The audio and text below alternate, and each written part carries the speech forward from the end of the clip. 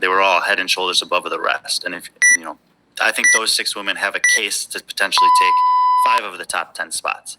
I think the top 3 European women, Laura, Annie, and Gabby, in some order, are also pretty much locks for the top 10. So that if the North American East women take 5 and the Europeans take 3 as that's like a baseline, that only leaves 2 spots. And when you start thinking about, well, could that other North American East woman get in? What about the top 3 women from North America West? That's Alex Kazan, Katrin David's daughter, Ariel Lowen. I would say that, seeing 1 or 2 of them in the top 10 is not unlikely. And then you're probably looking at Ellie Turner and Jamie Simmons as some other candidates. So this 10 to 15 range that Tommy and Lauren are talking about makes a ton of sense. And if you think about Jamie's career overall at the games, Sean mentioned she's on the podium in 2019. She took 3rd place. And the only other time she's made the top 10 was in 2017, and she was 8th. She's been close a couple times, 11th in 2018, and then in 2020 she was 12th on the online portion. But we haven't seen her compete in live games since 2019. We haven't seen her compete against an entire field at the games as an individual since 2018. So there's a lot of unknown when it comes to Jamie.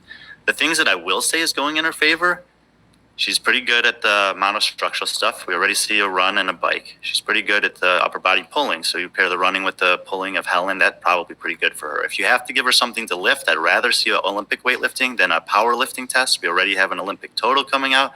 So a lot, the pig, if she can move the pig, she should do well on the rest of that workout. I think she'll manage it fine and be kind of, I think that everything we know so far bodes well for her. If they end up swimming, that's another plus in her favor.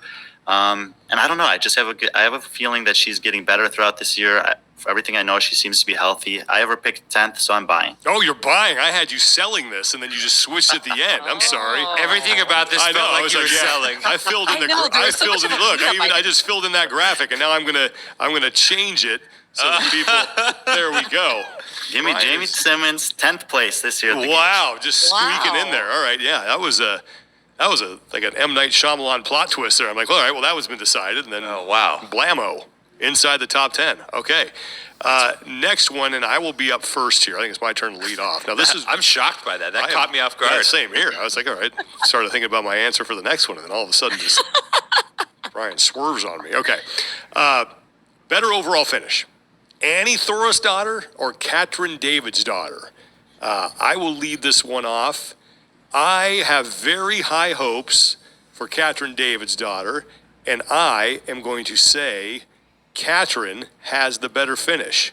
And here's just a little thing I just want to throw out there. I don't know how much bearing it has on anything whatsoever, but I think it's a fun stat, so I'm going to say it. Last time Katrin David's daughter